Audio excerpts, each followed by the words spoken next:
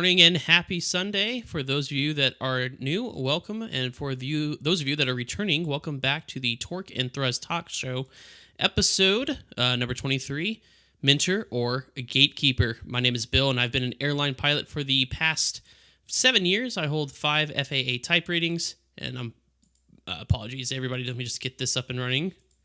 There we go. My apologies. My name is Bill, and I've been an airline pilot for the past 7 years, hold 5 FAA aircraft type ratings, and currently fly the Boeing 737 for a major U.S. airline. My co-host today is co-founder of the Three Green Simulations Group, retired NYC EMT and flight sim extraordinaire, Tommy D. of Level Flight Simulations. On this week's show, we are talking about the Boeing 737 MAX prosecutions, Star Wars Battlefront 2, and the new Jeep electric vehicle. Then we'll learn industry terms with jargon a jiffy, learn from past accidents with our new segment Safety Stand Down, live listener Q&A, and our discussion this week, Mentor or Gatekeeper. Should career influencers charge followers for tips and advice? But first, more importantly, Tommy D, welcome back. We missed you last week. Thank you. Show is not the same. That I think a lot of us could argue that the show is a little. I mean, it's shorter, right? But I was telling everybody you are the star of the show, so it was a little difficult doing the segments because I'm so used to the back and forth between you and I during the segment. So it's good to have you back. I appreciate that. Thank you. How was your vacay? Totally amazing. We had such a good time with family. We made new friends. Good. The beach, the Warner Robins Air Force Base Museum. We did not have, knock on wood, we did not have a bad day. We had amazing weather the whole time. Oh, okay. We didn't see one storm cloud. It was great. That's definitely very recharged. I would say that's impressive, if especially down south, to not see any sort of storm clouds or anything like that. That's wild, 100% wild. Yeah, I've had a good week too. It's kind of been up and down. So we were talking in the pre-show. I finally got to go to Anchorage last week, which was outstanding. And then I got back. It was a little weird because my red eye was in the middle of the trip, which wasn't bad because it wasn't just a 12-hour day over. But it's weird doing the red eyes in Alaska because it's mostly sun during the red eye, which messes up my routine. So needless to say, when I got home, I was exhausted. And then on Memorial Weekend, I bought my new truck, which we'll be talking about in the future. I'm going to be doing a full-blown review of my Nissan Titan in probably about a month or so, and present it here on the show as a kind of a news piece for the automotive segment. But then shortly after that, I think because of the weather and stuff like that, I got sick. So it was almost like a really bad allergy attack. I had sinus block, congestion, coughing and sneezing. It wasn't good. So I had to unfortunately call in sick for this past week. And as you could probably tell, I'm still a little bit nasally, so I'm still recovering from it, unfortunately. But other than that, it's been a really good week. But I'm just super happy to have Tommy back. We have a good show today, especially talking about the whether or not influencers like ourselves should charge people for tips and advice. We'll get to that at the end, but make sure you stay tuned. Also, if you guys have any questions, feel free to drop them into the live chat on whatever platform you're on.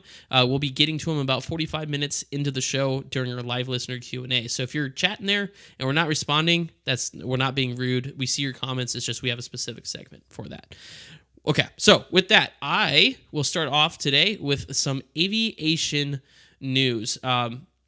Now, this one, we're going to be talking about Boeing again. Boeing is unfortunately, it's just something that we're constantly having to talk about. But today we're talking about Boeing 737 MAX crash victims' families. They're asking the Department of Justice to prosecute Boeing. This comes from simpleflying.com writer Aaron Spray. So basically, you remember back in 2018, I believe, is when we had the series of MAX crashes. I believe Lion Air and Ethiopian killed everybody on board. Very tragic, and ultimately, especially in my opinion, I think most people would agree that it's Boeing's fault. They produced a aircraft without a redundant system that led to a failure. In my personal opinion, it's Boeing, right? But I didn't know this because I thought all the criminal proceedings and everything had already happened, but there was actually a delayed prosecution agreement where they basically said, sort your house or we're going to prosecute you. It gave them we'll go into that, but it gave them a little bit of time to fix that. But right now, there's the 5-year deadline is nearing to bring criminal charges against Boeing, and the families of the victims, rightfully so in my opinion, are seeking that the United States Department of Justice prosecute Boeing and its executives for fraud. So families argued that Boeing had not learned from its mistakes, especially after the early 2024 scrutiny of the MAX aircraft. So as you could probably imagine, after those accidents and Boeing said, oh yeah, we made everything safe, and then you have the Alaska MAX 9 blow out its rear plug door. That brings up the question whether or not have they actually followed the guidelines and their conditions required for that delayed prosecution agreement. And the families are arguing that Boeing, in fact, have not. The Department of Justice has told families of the victims that the Boeing executives are unlikely to be prosecuted. And my take on that is Boeing is an LLC. Boeing being an LLC makes it an entity in itself to protect, and that's part of the benefits of being part of an LLC, is it separates you from the business. So you can sue the you-know-what out of the business, but you can't sue the people themselves because it's two separate entities. Now, the Department of Justice has until July 7th of this year to exercise varying options with the prosecution of Boeing.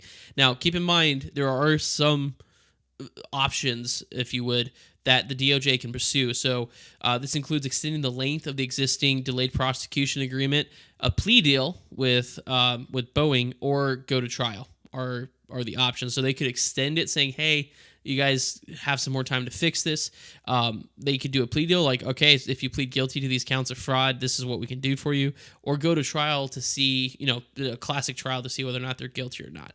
So the original delayed prosecution agreement was from 2021. Boeing agreed to pay $2.5 billion in penalties, including $500 million for the victims or the families of the victims.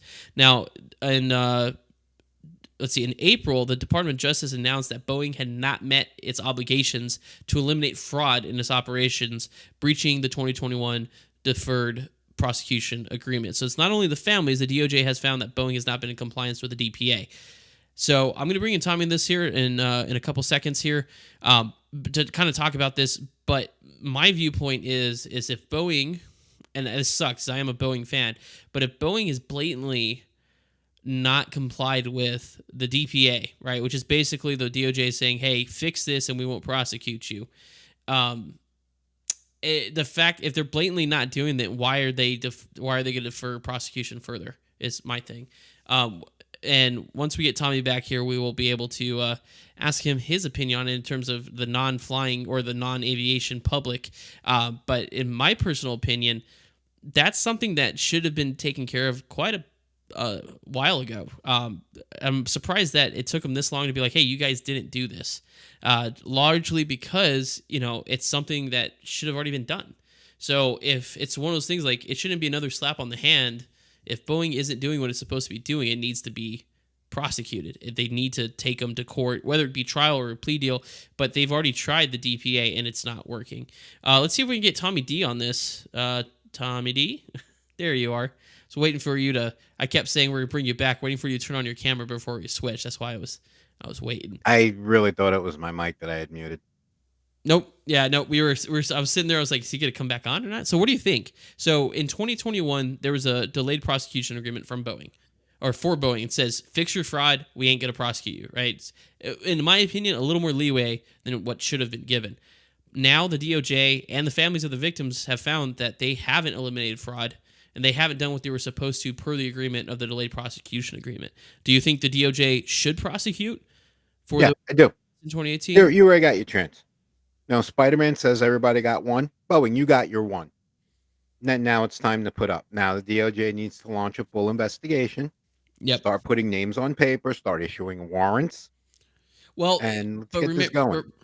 Remember, I kind of talked about that. They can't pursue the individuals because Boeing is a LLC.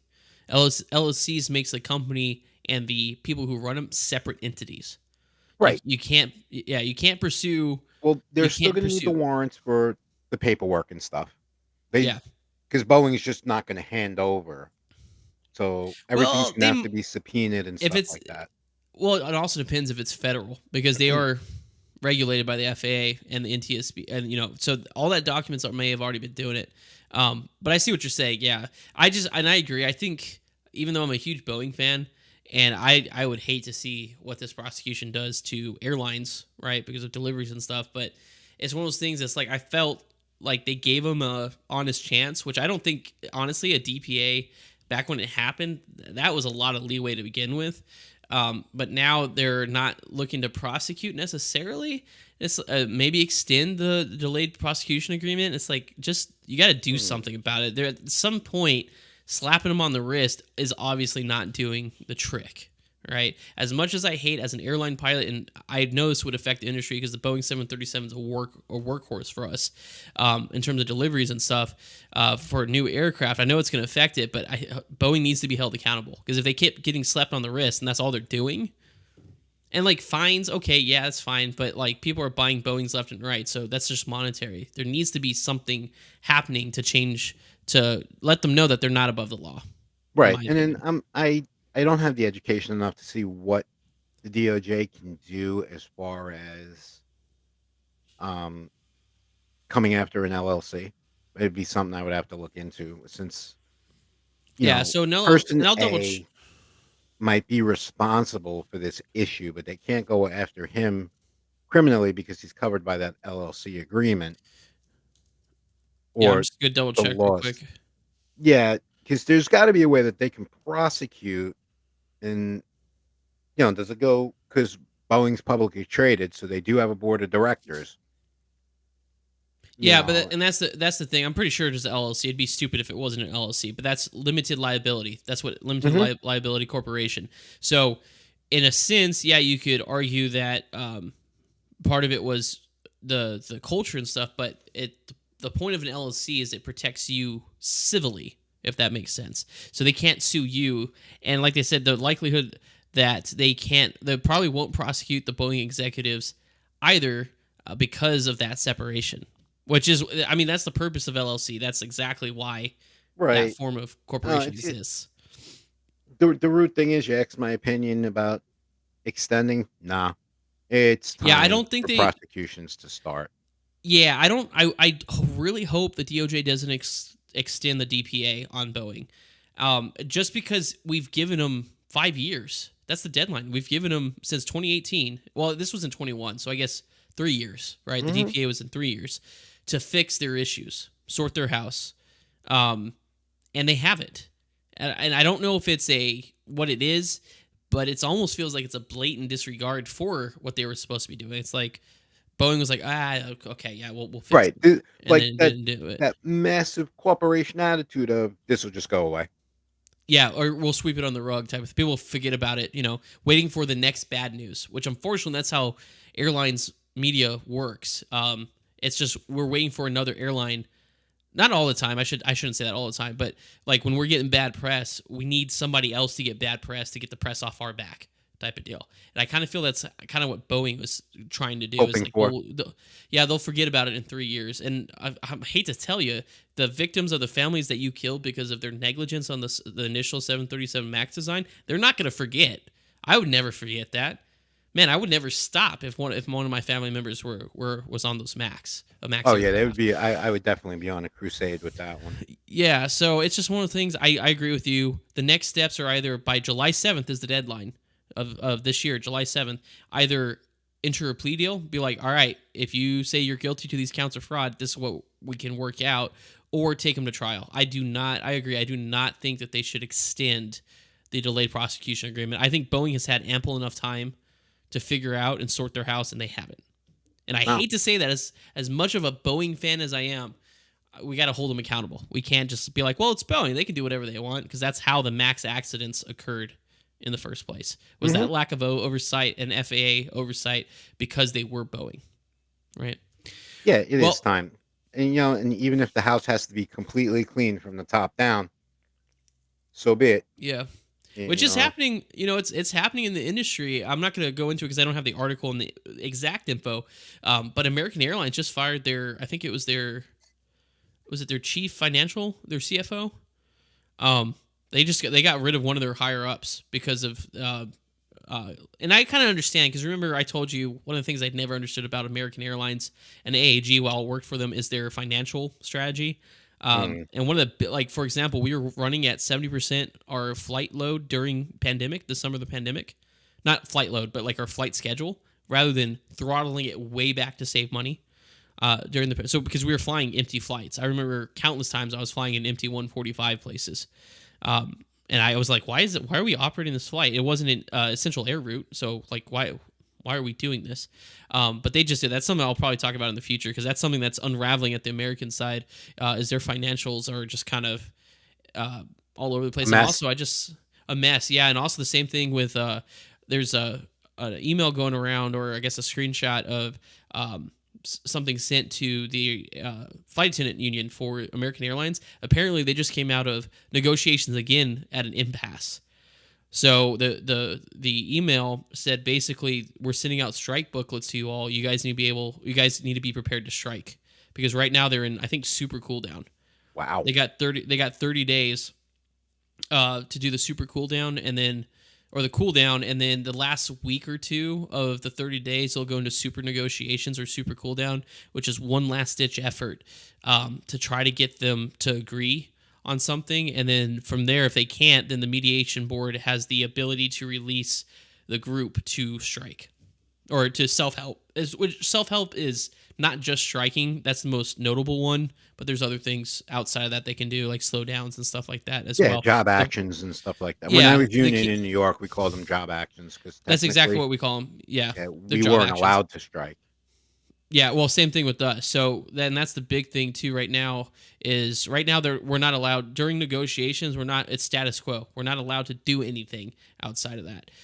It's only until the National Mediation Board releases us to self help that we're able to do job actions.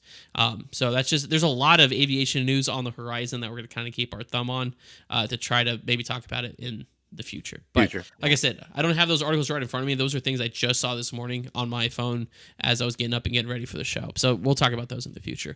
But in more lighthearted news here, Tommy D is going to be taking over talking about some Star Wars Battlefront 2. Take it away, Tommy. Thanks, Bill. So, all of us Star Wars fans, one, the Force is strong with this one, and may the Force be with you.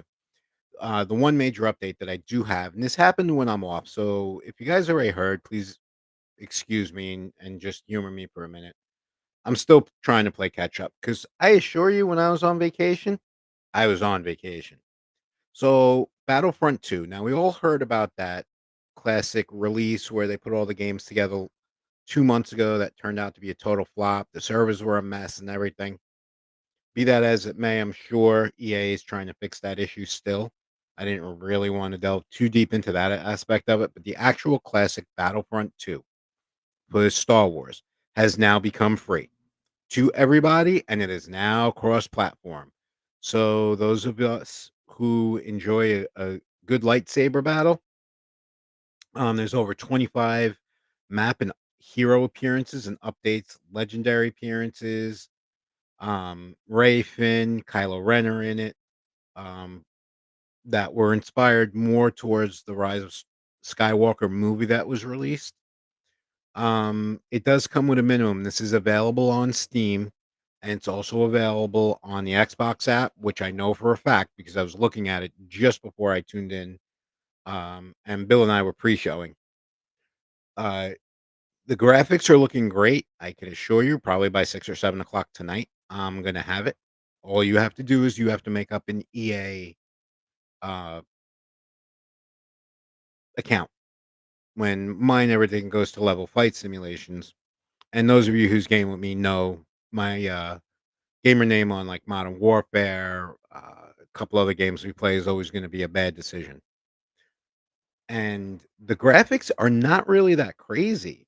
Uh, Pretty much standard off the shelf pre built gaming computer is everything that this game system requirements is going to have. And that's really about it. They're very, very happy to bring the classic Battlefront 2 freebie to everyone. And I think this might be like a little bit of, hey, let's throw them something because we made a mess of such other things. But as I'm looking at the article, they have videos going. I'm watching someone playing as General Grievous. But that's the big major update that I have. The other update is about 2 seconds, and we can pull Bill back in on this one. Uh, while I was on vacation, I figured for the life of me that PMDG 777 would come out, It but, did. thanks for waiting until I got back from vacation, Yeah, PMDG. We're still waiting. we're still waiting. Which I mean, it's fair. I'd rather them produce um a quality, because I mean, their PMDG is the standard for, in my Mhm. opinion, for study level aircraft on Microsoft Flight Simulator. So I'd rather they take a little bit of extra time to make sure it's not as buggy. And which I think that's what they're doing. They're just making sure it's as close to perfect as when it comes out. So Yeah, I'm you see, super I would excited about rather that. too. I want it to be, like, right pin that nail, right? Rather Yeah, than some of the other aircraft I have where we're still waiting systems to come online. Because I yeah, have like aircraft the that don't have functional L or V navs. Yeah, exactly. Like the Embraer 90 we were talking about. Yeah, Yeah. exactly. So I agree. I'd rather them take the little extra time they need to make it a superior study level aircraft. And going back to Battlefront, I'm super excited. Battlefront is a game. I played Battlefront 1, Battlefront 2. Absolutely love that. And the fact that now it's cross platform is amazing, because then we can play with all our friends. And the fact that it's free, what? Right? That's I'll amazing. take 2. That is absolute. Yeah, I'll take two, exactly. So I'm gonna go get it from Steam after the show too. If it's free, I'm grabbing it, because that's something that Tommy and I can play because it's multiplayer. So easy peasy. But and I also say, you were mentioning the graphics, Tommy, and how like just your entry level basic PC Mhm. gaming PC can do it. That's awesome. So Tommy was, I think, probably my only viewer when I did my one Star Citizen um, live stream a couple weeks ago. And I can tell you, and that game is such a resource hog.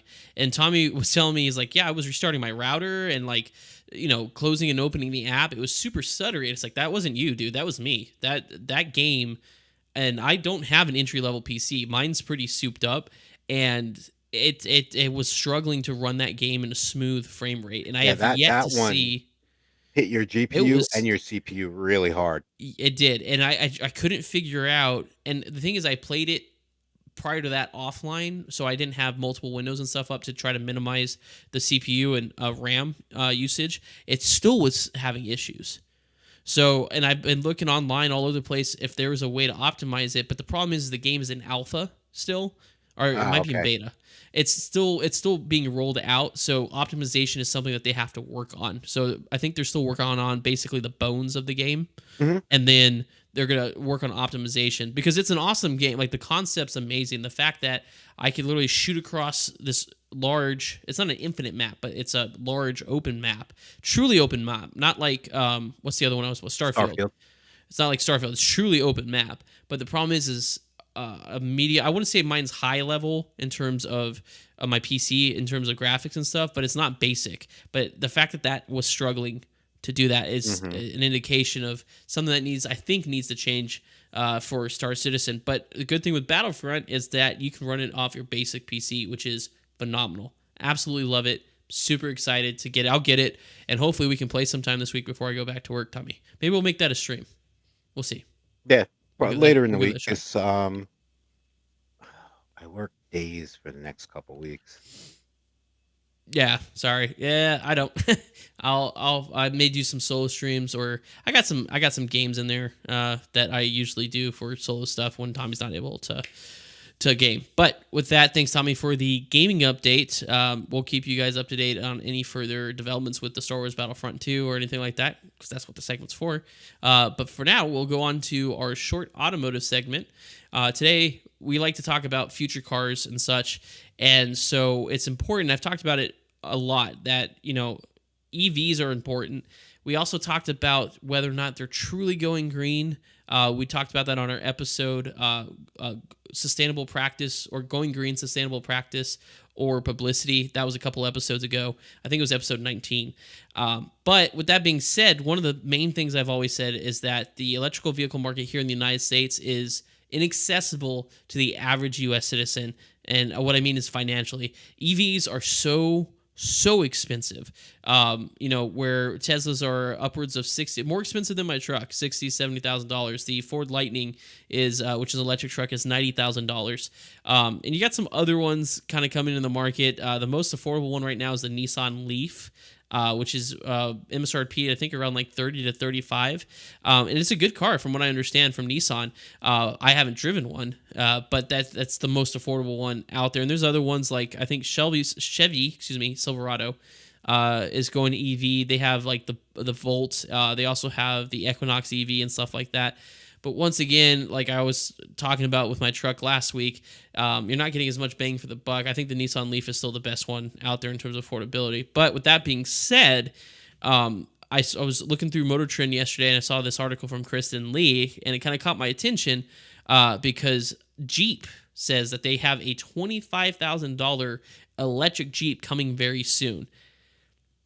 And that face you just saw, that was the face that I had when I saw that article, because there's two things about Jeep. One, reliability. Jeeps, I'm sorry, the Jeep Colt will not agree with me, but they break down a lot. And two, Jeeps aren't known to be cheap. I was flying with the captain a couple weeks ago that was looking at cars and stuff, and he said his wife had a Jeep Wagoneer, I think is what it was, and it was a limit. They've already replaced like major components in the transmission multiple times, and this was brand new. So the reliability, and also Jeeps are expensive. God, they're expensive. I've been seeing videos on TikTok and social media about people like, oh yeah, I just spent $48,000 on this Jeep, and then they go up and they unlock it with the key. They don't even get electric locks or electric windows. Excessive, right? Excessive. And in a couple weeks, probably next month, one of our episodes, I'll be doing a full-blown YouTube video of review of my Nissan Titan Pro 4X that I just got this on Memorial Day weekend, highlighting all the features and comparing it to the Ford Raptor, because in my opinion, the Nissan Titan Pro 4X is their kind of off-roading version and is pretty similar in terms of trim level to the Ford F-150 Raptor. And after the comparison, I've already done all the research. Basically, you're going to see that the only real difference is $30,000. Well, my truck can tow more, and the Ford F-150 Raptor is just $30,000 more. But that I'll save all that for the review that's coming a little bit later this month. But my point is just that the cars are super expensive. So when Jeep said they were coming out with a $25,000 EV, I couldn't believe my eyes. So the article's by Kristen Lee. And they said on May 29, 2024, Stellantis, which is who manufactures, CEO Carlos Tavares confirmed that a $25,000 Jeep is on its way to America. The jaw-dropping cost, saying that it's jaw-dropping because most EVs are $40,000 to $60,000. And as of right now, there's no hard release date other than very soon. We've seen that before. Excuse me. We have seen that before. Where it's very soon, so there may be delays and stuff, so we honestly don't know when it's going to come out, but they said very soon. It's expected to be a subcompact SUV, so from the pictures I saw on Motor Trend, if you all are familiar with like the Jeep Renegade, that's what it's going to be looking like. So it's not going to be anything serviceable, it's not going to be the Jeep truck, it's not going to be a Jeep Wrangler, etc., but it's something similar to the subcompact market. Now, Jeep also revealed in the same kind of press conference that they are expecting a $72,000 electric Wagoneer. Now, $72,000, that tracks. That 100% tracks on what the normal EV market is here in the United States. My truck, out the door, 55. This is 72. Okay? So it's just going more and more to show that it's an expensive market to be in. So as the world moves to EVs, there's an increased pressure on delivering affordable EVs, as I've always said, to the United States, as the current prices limit access. You have to be upper class to be able to afford these, or up to your eyeballs in debt, like undeniably in debt, to be able to buy these cars. Now, foreign automakers are starting to enter the market, making cheaper EVs. They're not available in the United States yet, but they're starting to get close as even as Mexico. And now this is really disturbing the big three car manufacturers in Detroit because they see it as a threat, and rightfully so. Rightfully so. Capitalism is all about competition. And good capitalism will help manage market prices for the consumer. So if the big three are getting nervous, that's probably because they can expect to be undercut in the EV market because their EVs are ridiculously expensive. So Tavares, the CEO, said that he was unwilling to take a loss in order to build something affordable, but he aims to provide a good, affordable car, but the EV must benefit both the manufacturer and the consumer. So basically, he's not going to lose money to make an affordable EV. So their profit margin is more important than the consumer actually buying the car. Welcome to Jeep.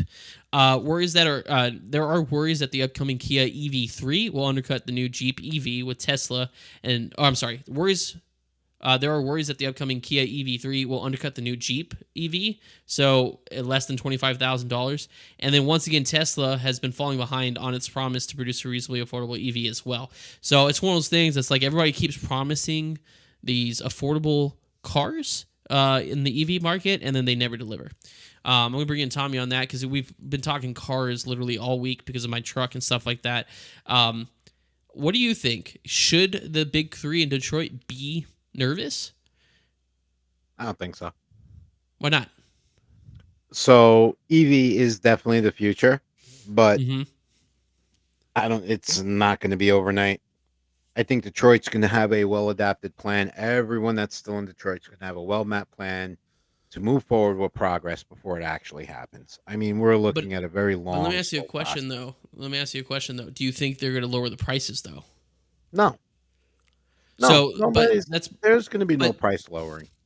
so if there's no price lowering, then how are they going to sell the EV? Is my question. Because you said that they shouldn't be worried. I think they should be. I think the fact that foreign markets like Nissan and Hyundai and Kia that are making a cheaper EV available to the public will draw more people away from buying from the big three, which I'm pretty sure the big three are probably Ford, right? Mm-hmm. What's in Detroit? Ford, Mopar. Chevy? Is Chevy from Detroit? I want to say Chevy's from I, Detroit. I I think know Chevy's Ford main is. base of operations is still in Detroit.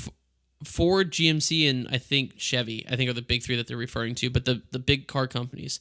I think they should be nervous because even if they figure out a plan to make EVs and stuff, if they're still less affordable than the foreign cars that are coming, like Nissan and stuff like that, they're going to lose money. Perfect example, 100% perfect. I know you're probably think I'm obsessed with my truck because I am. But my truck, for example, now granted, a majority of its let's see, only 15% of its parts come from Japan because Nissan's a Japanese company. Everything else was made in North America. So that whole argument of American made, most of it's North American. But I get the same quality stuff that gets put into a Ford, right, which is one of the big three in Detroit, but for a fraction of the cost. Mm-hmm. That's not only did part of, I mean, there was multiple reasons. I did my research, I did test drives. There's a reason I went with my Titan, not because of me just being cheap and the better deal. It's also had to do with like, excuse me, with the warranty and the experience in the car dealership. We bought my wife's car from this dealership. They're awesome. But my point is that is going to be a huge deciding factor because as the cost of things rise, as they naturally do because of inflation every year, if everybody, because eventually the whole idea is car manufacturers are not supposed to sell gas-powered vehicles. Everybody's supposed to be moving to EV. That's the whole point. But when everybody's EV, the only real determining factor is going to be that price point and what you get with that price point. And right now, Ford, GMC, you look at their trucks, and Chevy, you look at any vehicle that they have and the price point that they're at, and like the tech packages and all the things you come with the car, it's nowhere compared to some of the foreign cars who are able to provide a lower MSRP. So I think they should be nervous, which is good because that means they should lower prices. The problems right now is that people can't afford these cars because they're so ridiculously expensive. I think we talked about it last week that the credit companies and the banks are actually removing the credit requirement for 84-month loans because some people need 84-month term loans in order to be able to afford a vehicle. And that's just a run-of-the-mill mid-trim sedan vehicle. So I think healthy competition, we've always talked about it like with the antitrust episode. I think healthy competition is important for the consumer, for us. Because right now, the way the prices are going, they're basically the big three are like, well, where else are they going to buy these EVs, right? Because we're the only ones making them right now. So people who want EVs, they'll buy the $60,000, $90,000 car because that we're the only ones making them. But you introduce someone who can undercut them and sell them for less and is not part of that conglomerate in Detroit, that's going to force them to lower prices. And I definitely respect what you're saying, but here's where I'm thinking of this, right? With Hyundai and all these other EVs that are starting cheaper and stuff like that. Here's the thing, and this is we've spoken about reliability and maintenance and all that stuff in the past. even like offline when we're talking about our own vehicles. I think these cheaper EVs do have their place in the market, Hmm. but where are the corners being cut? You see, out comes a But little okay, bit of the conspiracy but here, theories. well, What are yeah, they and I would say here's doing the. to save that money? But what makes you think that they're cutting corners? See, that's the thing. In the United States, they're still cheap AF. Excuse my language, I almost said it. With the trucks, the problem is the profit margin. So what they're trying to do is they're selling less vehicles, and so they're trying what costs to actually make the vehicle is probably the same exact price as like say Nissans and stuff, but they're charging a huge MSRP out the door for it to try to make up for the smaller amount of cars that they've been selling. So it's I to say that they're cutting quarters, I don't think Nissan and them are or any foreign car maker necessarily are cutting corners to keep costs down. I think that the US car manufacturers are overcharging for the cars to try to make profit, like a And ridiculous amount of profit. I think that's just been going on for decades. But that's the problem. Cars Hmm. have been getting. I shouldn't have to be able to take out a second mortgage to get an EV. Right. That's Which that's not a thing. I'm sure there are people who have. Oh yeah, 100%. Or and there's those people out that just outright buy cars with cash. But anyways, but You buy my that's car. my point. Yeah, yeah, come buy my car. But and that's the thing. Ironically, Tommy does drive a Nissan, so um, we all Yeah, drive and Tommy Nissan is now. a Nissan fan. In fact, I got two of Yeah, them sitting in the backyard right now. yeah. So I Nissans don't are good own one though. cars. Well, you're financing one though? You technically own. The one that I own, yeah, I only have a couple payments left, and that's mine, free and clear. But I picked up the Oh, you're talking about the other one, the one that you're renting yeah, for work. I have a 2024 Sentra as a Yeah, rental for the Citroens are month, nice. which was the vehicle that I am actually thinking of purchasing. Hey, that helps. And then Tommy will do a Century review. Boom. We'll have a Hmm. bunch of automotive segments. But my point is that it's a lot of people think cheaper means cost cutting measure, right? And that was my when I went to go look at the Nissan Titan, I was like, that's what I was looking for. I was like, okay, cheaper materials. Where are where are we losing? Why is there a $30,000 difference between this and the Raptor? What am I missing? I was like, maybe it's fake leather, right, or something weird. That's I, everything. like plastic knobs and stuff like that. Yeah, I don't need a metal knob. You know what? It's in the F-150 Raptor, plastic knobs. Yeah, You they know, were all you know what? basically the same. They're the same truck, but the thing is one's a U.S. made brand name, and I feel like a lot of their marketing is based off that buy U.S. Mentality that we have right now in the country, and they're trying to use that because there's people out there that will go into debt, like ridiculous freaking debt, to drive an F-150 Raptor. I just told you. I think we were talking about it last week. Even driving around here where I live, where I would say the average income for a household is $37,000 a year, which is not very high, right? But I see these like King Ranch Platinum F-150s driving around, Ford Raptors, and I'm sitting there going, even as an airline pilot who puts away a decent savings every month, I'm sitting there going, I wouldn't want to afford that. That's like No, it's and I looked it up to the average finance or the monthly payment for a truck in the United States is $1,000 a month. That's ridiculous. I would never pay $1,000 a month for a car. no, no. Listen, I That's had a buddy of absolutely. mine, a Hmm. GMC Sierra. Right, it's not a No, bad those are looking truck. nice. Those are It's a nice. nice looking truck. Now his was a little bit older. I believe it was a 2021. It's still not Yeah, bad. The new design, the new generation's really nice looking. yeah. And here's the thing, right? It was status. He bought the truck Yeah, because it's a status symbol. One, he used to live in the building here, and I know what the rent was, so I could tell you beyond a shadow of a doubt, the truck it payment was more without than. the insurance was more than the rent. It Yeah. didn't have all the bells and whistles, and it wasn't four-wheel drive. He got a two-wheel drive truck? It's a two-wheel drive truck, and I've actually driven the truck. It was a very comfortable, very nice truck to drive. Did you We live grab in him Northeast by the neck and Pennsylvania. then ring it? I Like, looked at him, I what's was the like, "Why?" Oh, I just wanted a truck. Bro, put a Okay, little bit that's more money fair. away. You And get know, a 4x4. the car that you had was perfectly fine. You know what I'm saying? Was it crew I, cab or was it a standard cab? Did it have the four? Was it a 4-door cab? it was like the cab and a half, like those little half doors. Oh no, he. Yeah, yeah. So And he's now and 2-wheel drive. That's a useless and two truck. wheel I'm drive sorry. because I remember before I bought my car, right? Yeah. Mm-hmm. And this was right after I had moved into this apartment, so Mm-hmm. it was like a couple years ago, and it was even before me and the better half were together.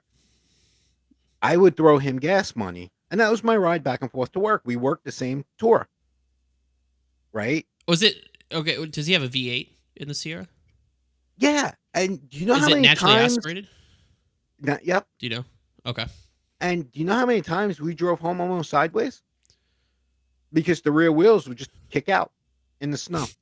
Now, and we'd come down, and I would just sit in the passenger Uh, seat with my arms crossed and look at him and be like, "Want me to teach you how to drive this, yeah, or especially a do you want rear me to go get the transfer case and we'll put it in?" because a truck. And I found this out with my truck because you can switch it between. I have 2-wheel drive, 4 high, 4 low, and to save gas mileage, fuel efficiency. Most of the time I'm in 2-wheel drive, but if I'm ever in icy or snowy roads, then I'd go into 4-wheel. But Hmm. one thing I'm learning is that even in 2-wheel, trucks are rear wheel drive, not Yes. front wheel. Which my Nope. sedan was front wheel, which is great for traction.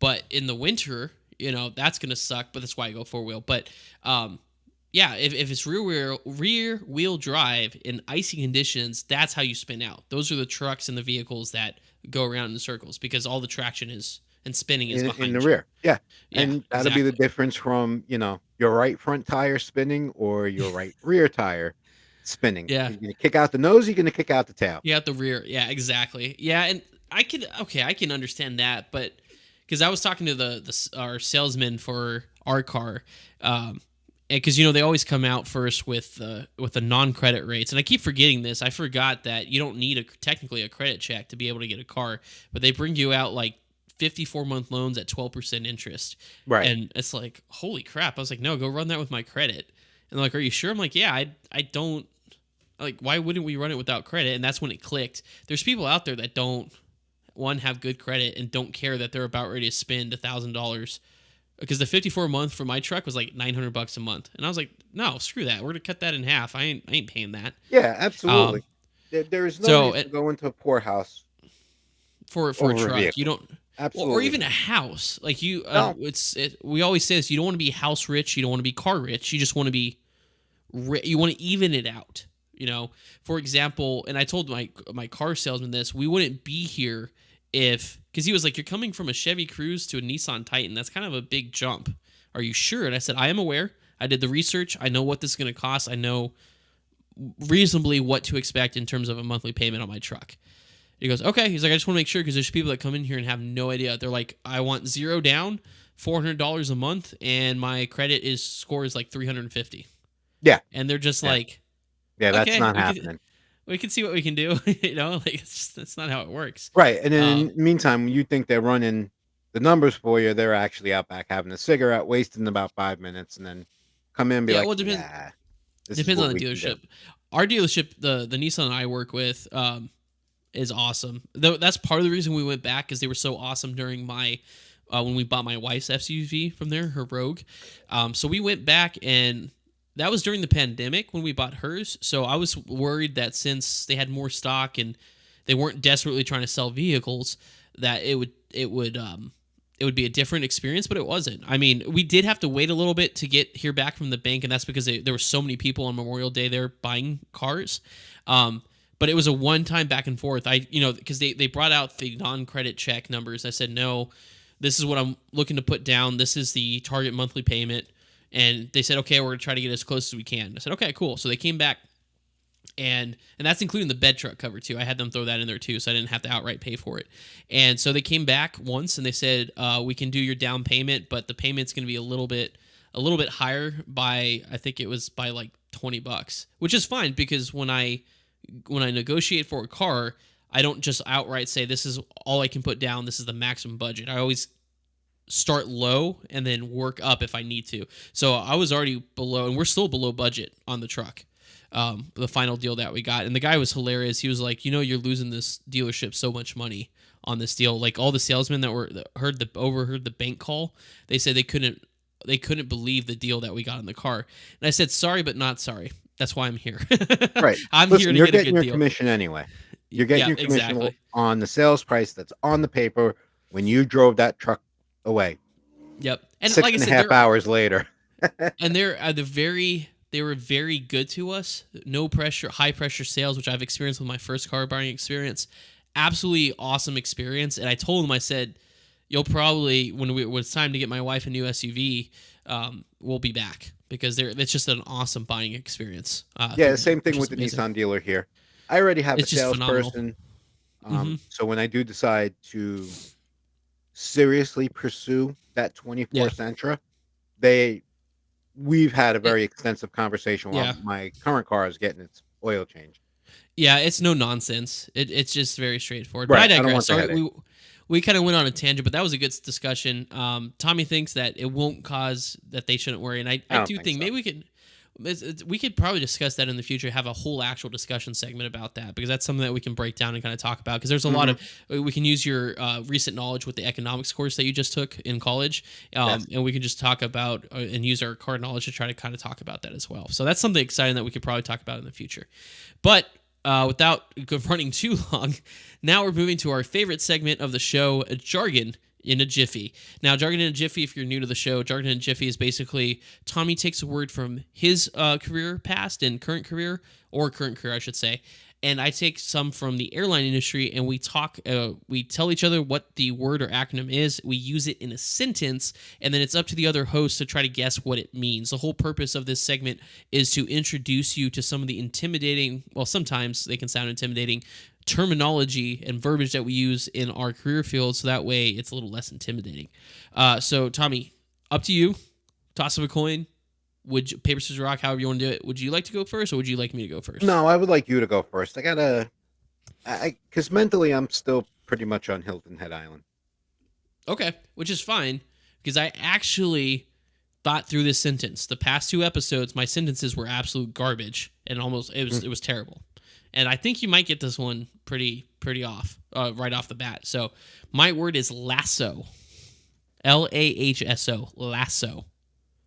Okay, the PIC captain always has final say on a lasso clearance. For it is the PIC and captain's responsibility to determine if the aircraft and conditions are safe for such operations. Lasso. Land and hold short. What's the O Point. stand for? So Land and hold LAHSO. short operations. There you go. Yeah, I figured. I don't know if we talked about it, but that's exactly what it is. Land and hold short. So basically, at a airport with intersecting runways, some airports have what we call land and hold short operations, which allows them to operate intersecting runways, which basically puts the responsibility on the pilot in command to determine whether or not the aircraft can safely land and stop prior or holding short prior to that point to allow operations on the crossing runway. So in Chicago, for example, there's not crossing runways, but when they're coming from the north side and they're landing west, they'll do land and hold short operations to allow airplanes to taxi across the other end, the departure into the runway, while airplanes are landing, to keep the flow of traffic from the north side of the north complex down to the gate area. So you'll hear,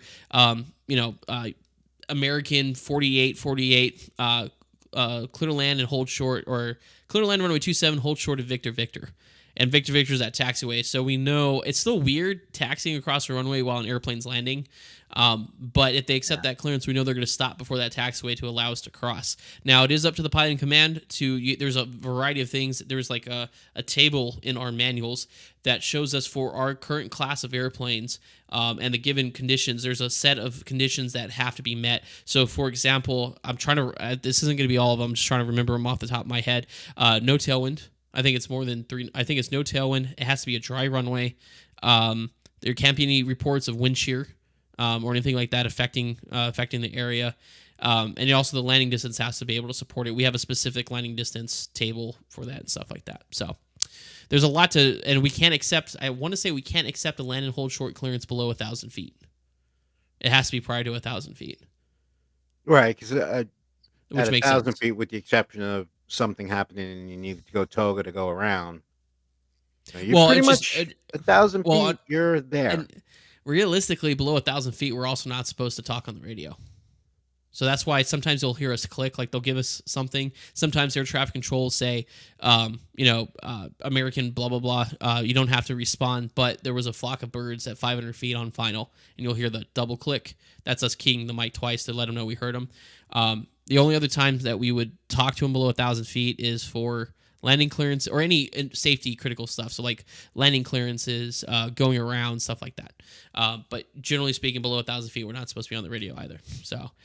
But yeah, so it's the same thing. It's like prior to 1,000 feet, you have to accept it. I remember one time I was at Envoy. I was flying a 175 into Miami, and we were doing land and hold short operations. And it had just rained, and the ATIS was reporting the runway wet. And so they asked us if we can accept a land and hold short on 1-2 short of I think 9 or whatever the south runway is. And I was like unable. And they're like, "What do you mean unable?" I said it's a wet. It's showing wet. I said we can't accept a land and hold short clearance if it's wet. And they're like, well, your company's doing it, like other Envoy planes are doing it. It's like, dude, I don't know what to tell you.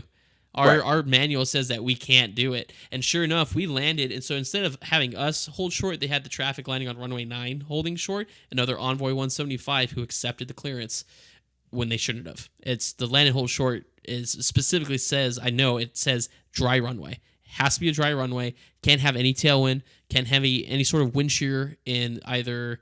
I think it's the ATIS. I can't remember that specifically. And the tailwind, it might be like a limitation of no more than 3 or 5. I can't remember exactly what it is. But basically, you can't have a tailwind. So there's a lot of determining factors in there that you have to consider to be able to do it. For example, in LaGuardia, the 145, we per our category, we needed 7,100 feet available for us to land and consider a land and hold short clearance. LaGuardia's runways between like 3-1 and 4.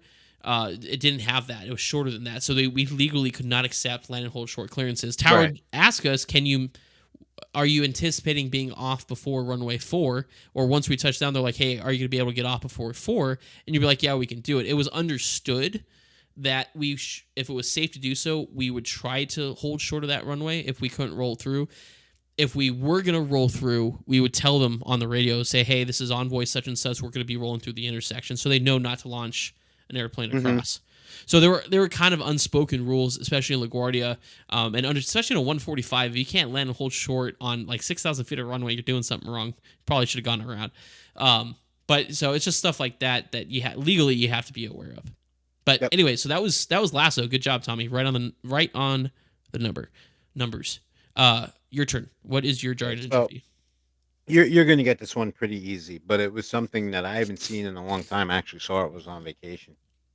So my term, it's actually 2 words, is a disconjugate gaze. Disconjugate gaze. Disconjugate gaze. Mm-hmm. Gaze, gaze, like looking? Yes. Okay, so disconjugate. I'm sorry, use the sentence. Sorry. While we were at one of the seafood restaurants we went to, I witnessed this poor guy having a right-sided disconjugate gaze. Okay, I don't mean to be. I don't mean to be insensitive. I just don't know any other way to say it. Is it a lazy eye? No, it's not a lazy eye. Okay. Now I look like an even bigger jerk because I wasn't. No, right. not at all. Not at all. Because this is. Disconjugate. I actually, you know me. I don't generally feel bad for people at all. I felt bad for this guy. Disconjugate gaze. Think about a gaze. What do you do when you gaze?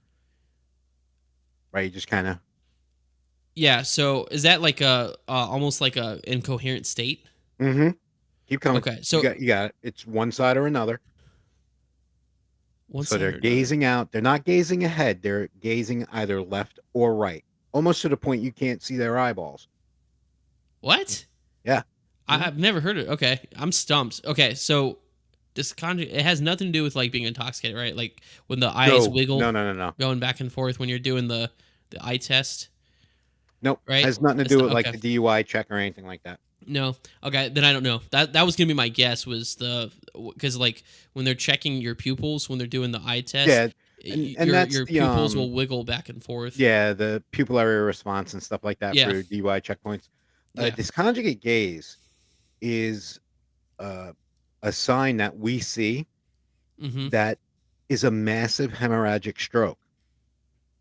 Oh, So this guy was sitting there as normal as possible, and I'm not giving out any.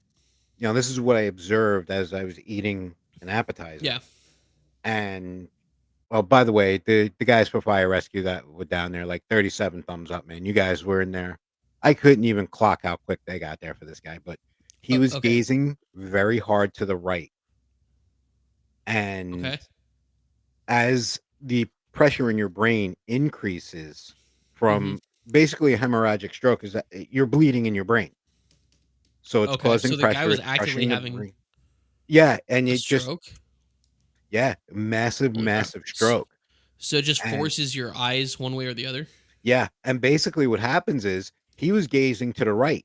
So Mm-hmm. it was actually in the right hemisphere of the brain where the bleed was, because generally you look the way of it is. And Wow. then unfortunately we were just watching him slope to the left. Yeah. Right-sided brain injury, left-sided problem. So it's kind of Wow. crisscross.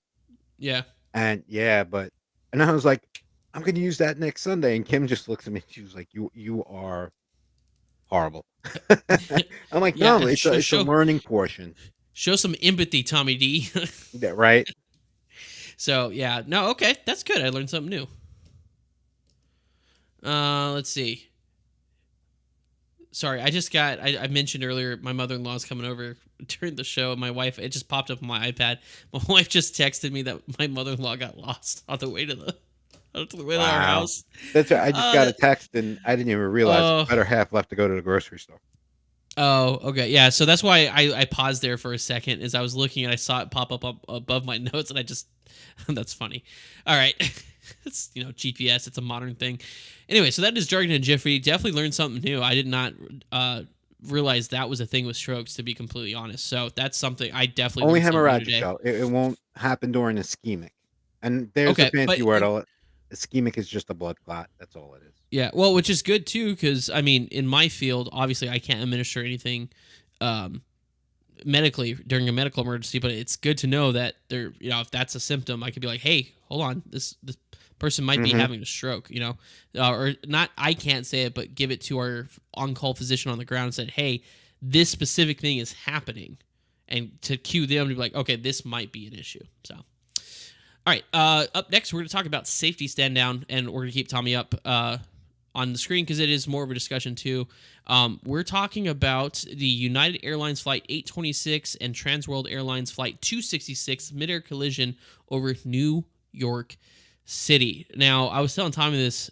We talked about a couple episodes about the first major accident, which was in 1958 over the Grand Canyon with United Airlines flight. I think it was 710 and Transworld Airlines 2. So, unfortunately, United Airlines and Transworld Airlines really had a tendency to run into one another, which is not a good thing. But let's talk about it. So on the morning of December 16th, 1960, United Airlines Flight 826 was a Douglas DC-8 collided with Transworld Airlines Flight 266, a Lockheed L-1049 Super Constellation or Super Connie. The TWA aircraft crashed at Miller Airfield at Staten Island, and the United DC-8, however, continued several miles to the northeast and impacted the ground in Brooklyn. The death toll included 128 persons aboard both aircraft and 6 additional persons on the ground in Brooklyn. This death toll exceeded that of the midair collision over the Grand Canyon 4 years earlier, making this, at the time, the worst air disaster to date. As a result of the Grand Canyon accident, there was a broad-reaching overhaul of the U.S. air traffic control system, and although these efforts to reduce the chance of an additional midair collision, the possibility was not eliminated, unfortunately. The accident was a landmark event and caused a re-evaluation of the air traffic control modernization effort at the highest levels of government. Now let's talk about the cause. So the board, or at the time it was the Civil Aeronautics Board, not quite the FAA yet. The board determined that the probable cause of this accident was that United Flight 826 proceeded beyond its clearance limit and the confines of the airspace allocated to the flight by air traffic control. I'll explain this a little bit more. A contributing factor was the high rate of speed of the United DC-8 as it approached the Preston intersection, coupled with a change of clearance, which reduced the en route distance along Victor 123, an airway, by approximately 11 miles. So, what that's talking about is back in the day, they did have radar, but it wasn't the interrogating radar that we have now, where we can send transponder information. It was just blimps on a screen. So very rudimentary radar. The weather in the New York area was IMC. Ceilings were around 500 feet, about a mile visibility, so it was IFR flying. Basically, what was happening is for the TWA flight, which was coming from the Ohio area, they were going to LaGuardia, which is on the western side of Idlewild, which at the time is what is called, we now know as JFK. So they were cleared to a specific fix, which was the initial fix for the ILS approach to runway 4 at LaGuardia. And then United 826, also coming from Chicago, had different routing, which kept them separated laterally to the Preston intersection, which then would allow them to set up for the approach for the 4, I think it was 4 right or 4 approach ILS at JFK. Now, for a shortcut is what they called it, they gave United 826 a new route. Basically, I believe it was Victor 123 or Victor 30 to Victor 123 airway, and then proceed to Preston and hold. They were given the instructions to hold at Preston pending approach clearance and descending to be able to start the approach in. The problem is that prior to that, it wasn't really mentioned in the cause, is that the United DC-8, United Flight 826, had lost a VOR receiver, which is how they navigate those airways. At the time, they weren't required to report to the air traffic controllers that they lost that equipment. They reported to the company radio, an AirInc at United, to get it fixed, but they had no idea that they lost that capability. And ultimately, the United flight crew failed to calculate the time and distance to get to Preston on that new route. They thought they were still traveling to Preston, when in fact they flew past the Preston intersection and continued flying northwest, reducing that pre-built separation between the two airways, and just ran straight into TWA, the TWA flight. So a gross miscalculation by the United Airlines flight crew, unfortunately. Now, let's talk about the resulting changes. That's the whole point of the safety stand-down segment, is we're trying to understand how these accidents have changed the aviation world we live in today. So the resulting regulation changes, there was a special regulation, or SR 445, was issued, which requires pilots under operating instrument flight rules to report in-flight malfunctions of navigation or communication equipment. If you're doing your instrument rating, you know what I'm talking about. There is a list of items that you have to report to the air traffic control, including like failure of navigation instruments, but there's a list of things that you have to report under IFR. Then they also established a program for all turbine-powered aircraft to be equipped with distance measuring equipment, which is basically a way for the aircraft to tell you how far away from a VOR you are. Back then, they didn't have DME equipment necessarily on board, so they had to do manual calculations by speed and time to figure out at this time we'd be over this fix versus saying, okay, we're over this fix. And they made that mandatory by January 1st, 1963. And then 1 year later, all aircraft of over 12,500 pounds maximum gross takeoff weight had to be equipped. Another thing is radar handoff service for arriving and departing aircraft in the New York area is being performed to a much greater extent than was practiced before the accident. On a national basis, full-time radar handoff service has increased to a great extent. So basically, during busy times it's kind of like, honestly, like Mexico. They largely rely on you as the pilot to navigate yourself and separate yourself. So it was kind of the same way. During busy times in the New York airspace, they relied more on the pilot to separate themselves and to do what they were told than monitoring, if that makes sense. Nowadays, ATC not only issues instructions, but they also monitor to make sure that we are doing what we were told, basically. Controllers have been instructed to issue an advisory to arriving jet traffic to slow to holding pattern airspeed at least 3 minutes before reaching the holding fix. That's standard IFR stuff now. And that also prevents, for example, that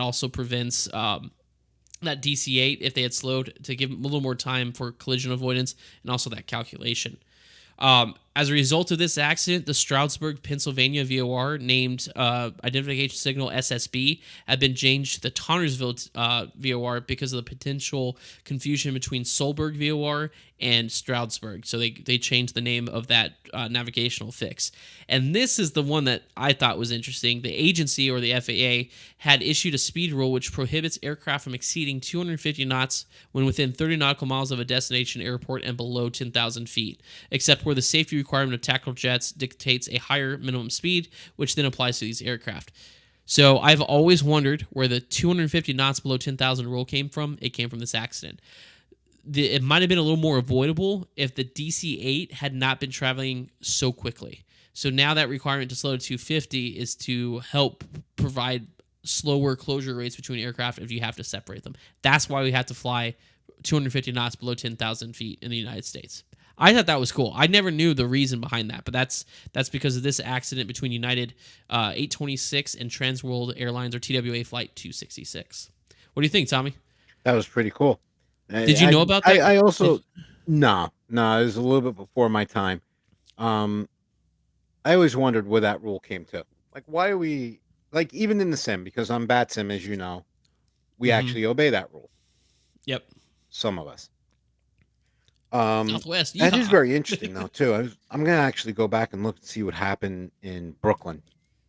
Yeah, I think Because it's there's a memorial in a nearby cemetery for the people that died on those airplanes and the 6 people that died in Brooklyn. Because Brooklyn's the middle. It's New York City. Like it's. Well, I was surprised. I was like, how have I never heard of this accident if an airplane slammed into the middle right, and like of New literally York from City? that point in Brooklyn, you're like minutes to Kennedy. Yeah, You or pulling into Idlewild. Kennedy, you came in, yeah, Idlewild. I I learned that while I didn't realize that Idlewild was the name of the airport before it became John F. Kennedy Airport, Hmm. which makes sense because it wouldn't have become John F. Kennedy Airport until 1969. Is that when he was Yeah, assassinated? somewhere around that 68, 69. 69, 69. So that makes sense. Idlewild is the name of the airport. Yeah, and actually, when But it was built, that was farmland out there. yeah, I mean it was middle freaking nowhere. Yeah, it was So middle of nowhere. yeah, before Queens got out there exactly. Hmm. But yeah, so that's where that all that stuff comes from. So once again, we're seeing a lot of safety improvements throughout the years based off airline accidents, unfortunately. But that is Yeah. safety stand down, and now we'll move on to our viewer Q&A. I got some good questions here in wow, nothing on our other channels. I'm super surprised. But I got a couple things in TikTok here. Let's see. Da, da, da, da. I have one from Snowy, our moderator technician here. Snowy said, "Could the pilots get in trouble accepting that clearance with a wet runway?" He's talking about my Envoy story. Yes, in theory. Ultimately, no one's gonna be pulling the tapes. Air traffic control doesn't know our standard operating procedures. Only really other Envoy pilots knew. So realistically, probably wouldn't get in trouble unless something happened. So if he slid through the intersection and caused a runway incursion and forced me to go around, had a collision or slid off the side of a runway because of it, that's when the tapes and data would be reviewed and then realize that they weren't adhering to our operation manual. So that's so not realistically unless something happened. So unless something really bad happened, that they realized that they weren't in compliance with it. So that's all I got. I thought I had more, but that was just a lot of good comments in TikTok. But what about you, Tommy? What do you got? Nothing. I got nothing. Okay, so now we're gonna be moving on to. I feel like it's gonna be a good discussion again. Is we're talking about should career influencers charge their followers for career tips and advice, and that's where the show name came from. Mentor or gatekeeper? Gatekeeping being keeping important information from their viewers through a paywall, right? I'm not going to mention any specific names because it is an alarming trend that I am noticing on social media where they're using their status as like pilots, for example, to charge for like tips and guides and stuff like that for their followers. And I'm gonna be very clear, I am totally against that. I will never charge you for anything related to aviation or career advice. That's one of the main reasons I started my TikTok page. The only subscription you'll see is on my Twitch, and that's if you don't want ads. You can still watch all my live stream action there. It's just if you don't like the ads, that's what it's for. Which also that's beyond our control. Yeah, we can't control that being Twitch affiliates. So, but and that's one thing. So basically, there is this one pilot. I saw it just this past week, and it kind of ruffled my jimmies or ruffled my feathers a little bit. And there's one pilot. This pilot on their TikTok openly kind of bashes the airline lifestyle. They currently fly a PC-12 for a charter company out of Salt Lake City. Single pilot, commercial stuff, no biggie. But their page is riddled with, oh, this is better than the airlines, or why would you go spend $200,000 at a Part 141 school when you could do this Part 61? And the big thing I keep noticing is that this pilot claims that they did their flight training in $35,000, which is amazing considering that back in 2012, when over a decade ago, when I did mine, and mine that's with minimal, almost no repeats, if I remember correctly, in my training and stuff, it cost me $60,000 to get all my licenses to become a professional pilot. So, they're saying there that it's $35,000, and I'm like, how in the world? So I go and try to see if maybe they have a video that would help explain that. But guess what? Tommy? It's a $30 guide that you have to buy to walk you through how they did it. That is such nonsense. And that is the beef that I have with influencers or people who utilize what's supposed to be mentorship, right? Because mentorship is mentoring individuals in your career field. Like for me, I mentor because I want them to be successful. I didn't have a mentor, and so a lot of my career decision stuff growing up, and it was a lot of research and just hoping things would work out. I do this not for gain or anything. I answer questions through our Discord, through TikTok, on TikTok lives, and so does Ben, so does Darren, just to be helpful. I don't charge anybody for that. I'll never charge anybody for that. But here's this person, and mind you, the biggest, in my opinion, one of the biggest barricades to becoming a pilot and achieving that goal, that dream, is the cost. It is super expensive to become an airline pilot, or to become a pilot in general. So when this person says, hey, there's a cheap way of doing this, but I'm going to charge you $30 to do it, come on. Like, that $30 to be used towards supplies. That could be a fuel pay. There's other things that $30 can be used other than your guide. And here's the thing, after Tommy and I are discussing this, about this in general. Now, full transparency, I almost bought the guide just to see what it is. But I thought, what I'm going to do is I'm going to go do my own research and figure out how this is possible. And I'm going to come on the podcast and I'm going to tell you for free how to do it. Because it's the pilot is also very... they must have taken a class in marketing, because they're not fully... I feel like they're not fully giving you the thing. They say, yeah, it costs $35,000, but there's some little asterisks and disclaimers in there as well.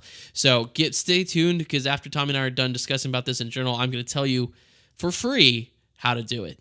It's and it's not what you expect. So I'll diverse. But what do you think, Tommy? Should people who have the ability to become, their whole TikTok, right, or their whole YouTube channel is based around a career, right? Like aviation, for example, should they, in your opinion, utilize that status, that popularity, as a marketing tool for something as silly as a guide? Now, granted, Pilot Institute, we were talking, that's providing a service. That's flight instructing. That's perfectly okay to charge for. But something as simple as charging you for a PDF guide for $30 to tell you how I did my flight training, with information that you can vet. Correct. It's also, you could be paying $30 for sugar cookies. Yeah, and it also could be too, if you know somebody, right, who has an airplane, or your dad's a CFI, or your mom's a CFI, and they teach you in their own airplane. There's a lot of different factors that it's not a work all for everyone. And this pilot too is limited to single engine commercial operations. As far as I'm aware, this pilot doesn't have an ATP. And also they talk about 35,000, and you do it through this way, but you still have to turn around and spend more money on the actual licenses you need in order to be an airline pilot like myself. But they claim that it's only $35,000, but what they don't really point out is the way they do it. That's after they pay their own way by becoming a CFI early on, which I'll explain here in a second. I gotta tell you, man, I'm having a real hard time believing that monetary figure. It's just, well, I don't know. And I wouldn't have noticed anything about it, except when I was scrolling through, it's the bashing of the airlines. This probably doesn't openly bash, but it's they did an April Fool's video where they're Hmm. like, "Oh yeah, definitely go spend $200,000 to become an airline pilot, and go to that 141 school." And then it was like, "Haha, April Fool's, psych," or Well, something like that. this is what I've learned um, through my career and since I became friends with you, because I talk to you all the time. Yeah. I've spoken to Ben. I've never spoken to Darren. I speak to another couple of airline pilots. All of you guys have all your hours in. You're professional pilots. You do this for your 9 to 5er. Mm-hmm. Never, never have I ever asked a question of you or any of the other 4 or 5 and was told to go someplace to To look, pay for the unless it subscription. was something specific that I needed to read, like when you were helping me with approach plates. Go Yeah. read this because it'll Yep. reinforce and make more sense, right? Mm-hmm. To come up, you know, if you turned around and you went into business and you started a flight school and that's which way you took your page off. I mean, one, it's your social media, but two, hey, good luck. You got to promote your business. Yeah. What's the sense of having a business if you're not going to promote it to get people in the door? But to Mm-hmm. sit there and say, I have this knowledge and I did this, this, this, and this. Now, the New York City Italian is calling foul right off the bat. Yeah. It's the I feel like it's manipulative. Very manipulative. It's drawing them in, saying, "Hey, I'm going to show you how to do this. I'm going to show how to do this," and then saying, "Ha ha, psych, pay me $50, and then I'll tell you how to do it." Right. And then with that case, It's a I just do scam. this. Yeah, you ain't worth my time. See ya. I mean, Yeah, me, and I it's believe more in like you, I believe more in mentorship. You yeah. I know, believe in mentorship, and another thing too is the what's the word, humility. Excuse my dogs. I think my mother-in-law arrived with my wife. But I think the humility of it too. If you go through this pilot's videos on their TikTok page, um, there's there's a lot of posts talking about bragging about how much this pilot's made. Right. Oh, I made 91,000 doing this, or I made X amount doing this, and this was I only spent $35,000 on flight training, and this and that. The thing is my thing is, if you're bragging about how much you made as a CFI, $91,000 as a CFI is impressive. how many flights a Why day are is why are you why are you taking advantage of people's dreams? And that's the thing. That's something I think is unique about being a pilot in this position. Is people dream. There's kids out there that are dreaming to do what I do, which I have to pinch myself and remind myself that every day. And the kiddos that I interact with at work that come up and see me in the flight deck remind me every day that I was once that kid. I am literally living my dream. I do what people dream they could do, Yeah. right? And to take advantage of that, to be like, hey, you thought you couldn't achieve this dream because it was too expensive. I know a way that it's not as expensive, which truly it is as expensive, but I'm going to charge you another $30 or a subscription to be able to get to that point. Like that, to me, that's heartless. That's absolutely heartless. I would never charge somebody, because I know I'm not a rich kid. Both my parents were high school math teachers. I worked 5 jobs in college to get through flight training. So I understand I understand the struggle. It's a hard industry to get into, and I wouldn't have the heart to tell someone who's maybe having. I am so sorry, my dogs are flipping out. But I wouldn't have the heart to tell someone who maybe the only barrier is financial to becoming a pilot that I'm going to charge you more to try to figure out how to save. Right. Not worth the And investment. And it's, to me, it's bad business. Like, it's one thing if you have like the Pilot Institute, it's online ground school, right? Or if you offer a service, or you offer like shirts, or like, because I have a merch store, right? But I'm not forcing you to buy a shirt, and I don't send you a pamphlet on how to be an airline pilot in that pamphlet with my shirt that you buy. I'm not gatekeeping. That's why it's mentor versus gatekeeping. Gatekeeping is holding that information behind a paywall. mhm. So, and like with us, Tommy and I have talked episodes 1 through 16. About 45 minutes in, we do Career Corner, and we tell you exactly, no secrets, without charging you, completely free, how to become an airline pilot, the steps to do it, the costs associated, etc. And like I said, after we're discussing with this, I went and researched it myself, and I'm going to tell you what you would normally have to pay $30 for on how to do that whole $35,000 thing. It's not what you think. It really isn't. But I'm going to go through it for free on the show because I don't believe that people, especially pilots who make enough money as it is, should be taking advantage of people's dreams and charging them to try to give them false hope about, a way to be able to finance flight training. It honestly disgusts me. It really does. Yeah, that's horrible. That just, you know what? It's actually aggravating to listen to you talk about it. Not that Yeah. you're aggravating me, what this person is doing is really aggravating me. Yeah. You don't, you want to charge, what guarantees do I have? One, Yep. There right? isn't any. Two, It could be a how do I waste of know I'm money. not getting your grandmother's lasagna recipe? Which I assure you mine will probably be better anyway. Yep. Buyers beware. Yeah. Three, just like you said, the monetary aspect. How many 9, 10, 11-year-olds are out there right now that dream about being a pilot? Look at our friend Yep. Caden. He's got to Well, work full time. he's a little older than 10 and He's a 11. little Yeah. older, but still, he's got that dream that he didn't give up on, and he's Mhm. working his way through school the same as you did. And Yep. now you're going to charge someone more for information that would lighten the load and And help them. help them. Like, Yep. no, And also on take top that of and all walk that, down the road. you don't see me bashing corporate pilots. You don't see me bashing general aviation pilots, because that's not a thing. We're all pilots, man. It's a huge community. It's a huge world to be a part of. No matter what you fly, there's no small aircraft, just small pilots. I don't know Right. if you ever. It's like it's the same. I've, There's I've no heard small I've world. heard it before. Yeah. Yes.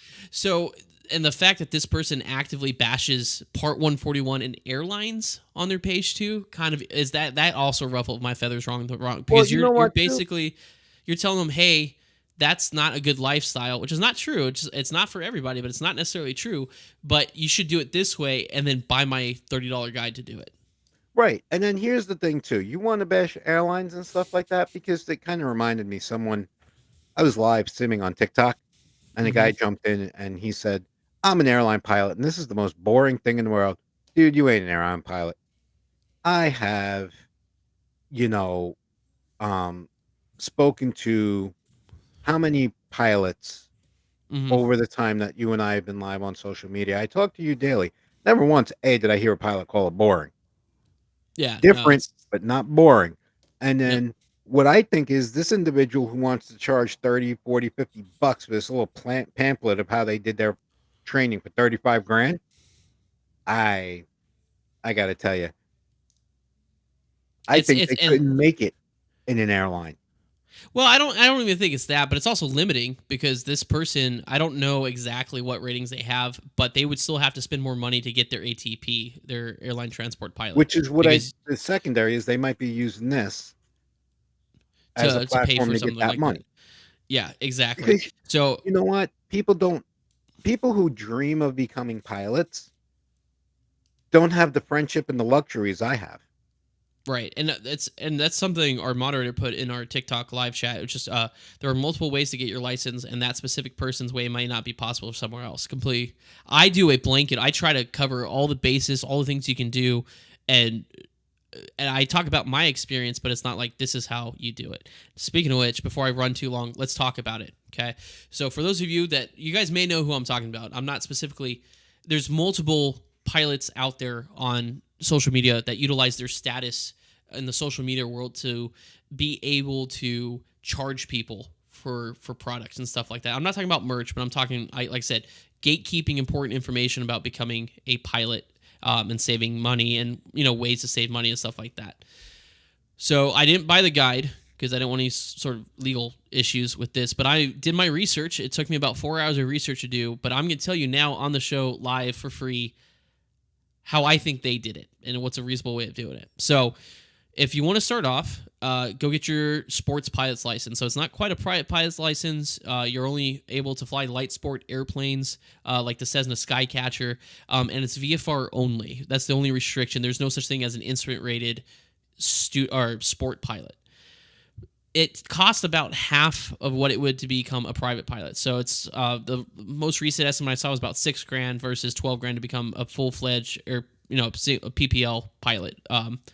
So you start there. Now, this is where you technically save money and make money.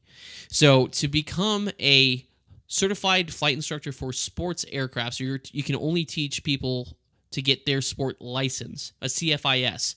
You don't need a commercial license. You only have to be 18 and pass, basically do fundamentals of instruction and pass the demonstrated maneuvers and take a check ride. So you go from your sports pilot's license directly to teaching and earning money as a certified flight instructor for sport. And I think this is where that $35,000 comes from. Now, rather than like me, who just, and most pilots just kind of shell out the cash up front and hope to make the investment back in their career later on, you use that money that you're instructing, that you're getting paid to instruct, to pay for your other ratings. Because to be able to get into the position that this person is, which is flying PC-12s out of Salt Lake City, you got to have your single commercial. So you still have to get your private pilot. You have to get your instrument license or instrument rating, because if you don't get your instrument rating with your commercial, single engine commercial, you're limited to 50 nautical miles from your field. And you can't fly at night as a commercial pilot unless you have your instrument rating. So you would have to go get your PPL first, your private pilot license, which granted, it's not going to be as expensive, but the minimum requirement, Part 61, is going to be 40 hours. Sport is 20. So you're paying for an additional 20 hours, the additional cross-country, additional PIC, or the stuff that you, in solo that you need to get your PPL. So there you go. You're still spending more money. Anyways, you're spending the money for the private pilot. Your instrument rating, same thing. Your instrument rating, you have to have your PPL. You have to meet all the requirements. You have to get that to get your commercial, or to be able to lift that night and cross-country restriction off your commercial license. To be a single-engine commercial pilot, you have to be able to, you have to be at least 18 years old. You have a bunch of flight time requirements. You need your PPL. Like I said, you need your minimum, your PPL, and then also your instrument rating if you want to remove that. So that's the thing. This person who is saying $35,000 to do this doesn't tell you, I guess you'll find out after buying their $30 guide, it doesn't tell you that you have to get your licenses anyways to get to the point that person is flying the PC-12. So you're going to end up spending the same amount of money getting all the ratings to get to where they are. The only difference is you're able to start as a flight instructor sport right after your flight instructions, or right after your sports certificate initial, or private, or whatever they call it. So you're able to make money while you're spending money. And I think that's where the $35,000 come from. Their flight training did not cost $35,000, period, like out of pocket. I think the $35,000 is a net number. So after getting paid for all their ratings, while getting paid as a sport instructor, the net that they spent was $35,000. That's what I'm taking on. But that's not what they say, though. They say it was $35,000, and that's so. Like I said on the show, for free. If you want to do it that way, that's how you do it. But understand that's and honestly, I've never run into a CFI sport, like someone who's just a sport pilot for sport aircraft. I honestly don't know if flight schools offer that. So it's like you have to know somebody that needs or has that demand. It's not most people just go for their PPL. So I don't know what the demand is like in that sense. So there you go. That's, if you want to do it that way, that's how you do it. I just saved you $30. So it's basically, you're getting to a point quicker in your career where you can pay money, right, for it. Or you're getting paid money to help finance your flight training. But also keep in mind, this is also longer, because that's based on how much you work. If you want to get to the airlines quick, it's always, in my opinion, best just to, whether it's loan or money, just to upfront the cost, because you will make it back. The return on investment is pretty quick and pretty high as an airline pilot. But also keep in mind, that way that I just described isn't the pathway to becoming an airline pilot. That is the pathway to becoming a single-engine commercial pilot, corporate pilot. Because without your ATP, your multi-engine ATP, you can't fly, the airliners and stuff like that. Now, there may be some companies that may be able to take that time, and as long as they have the minimum, like, multi-total time and stuff like that, because technically I was commercial multi at the airlines, but I wasn't commercial ATP until I took my first check ride in my type ride in the CRJ 700 at Envoy. So that's not saying that you can't make that step up from there to but most airlines require that you have a commercial multi-engine license first, which you're going to have to pay for. So that's my, like I said, that's my big beef with that, is the saying it's $35,000, but not disclosing the fact that it's not just $35,000. That's net after being paid as a sport pilot instructor. But then in order to find that out, paying the $30. That's my rub. I also could be completely wrong, and it's like I said, it's not this specific person. It is an alarming trend that is happening. It's starting to happen all over TikTok and social media. It's just, this is the one that I saw that kind of made me go, you know what, we need to talk about this weekend. There's multiple people out there, not just one person, but this is the most recent one that I saw. Mm-hmm. So, well, with that is another long episode. We'll go ahead and just wrap it up here, unless Tommy has anything else you'd like to add. Nah. No. Yeah. We're good. I got to keep some of my thoughts for the sake of the show. I can't say some of the things I'm thinking about this trend that you're saying. Well, yeah, and just real quick, there's I'll show this real quick. We did get a comment on our YouTube. It says, "Hi chaps, unfortunately, I never had the opportunity to fly owing to being half deaf. However, I do wonder how long it is before AI takes over piloting. It's gonna take a while. I mean, it's in the process. Probably start with cargo carriers. There was a caravan out in California, fully autonomous caravan, that did a lap in the traffic pattern by itself with no pilot on board. So it's coming. I just don't know when. Hopefully it's after I retire from the airline industry. So it may be coming, but I just don't know how soon. It all depends on regulatory and safety aspects as well. So, well, with that, folks, that is, excuse me. Sorry, we talked a lot, so my throat's all dried out now. Oh, excuse me. Oh, let me close that down. I forgot to hide that. Well, with that, folks, we are going to wrap up episode number 23, A Mentor or Gatekeeper. We thank you all for joining this week. If you enjoyed this week's show, please let us know by rating the show on whatever platform you happen to be on. For Spotify users, at the top of the podcast page near the notification bell, hit the 3 dots and select Rate Show. For Apple Podcast users, scroll all the way to the bottom of the podcast page to give your rating and review. Excuse me. If you're watching us live today and would like to review the show, please feel free to rate the show on Spotify or Apple Podcast. Tommy and I were in the top 60 aviation podcasts. I think it's in the world, if not the U.S., on Apple Podcasts. So we're looking to try to get back to that, and your ratings and reviews help us with that. If you want to stay up to date with the show and industry news, follow us on Twitter at Torque and Thrust Talk Show. It's right here beneath my mic. Torque, the letter N, Thrust, TS. We update there, if not daily, weekly, on gaming updates and updates with the show as well. If you'd like to save the show for on-the-go entertainment and news, follow and turn on notifications for the talk show on Spotify, Apple Podcasts, and iHeartRadio. Feel free to follow me and Tommy D on YouTube, Twitch, and TikTok. I'm at Captain Bill Official, and Tommy is at Level Flight Simulations. The next live show will be Sunday, June 9th at 10 a.m. Central, 11 a.m. Eastern. And on behalf of the Torque and Thrust Talk Show, I am Bill. I am Tommy. And we will see ya next week. See ya!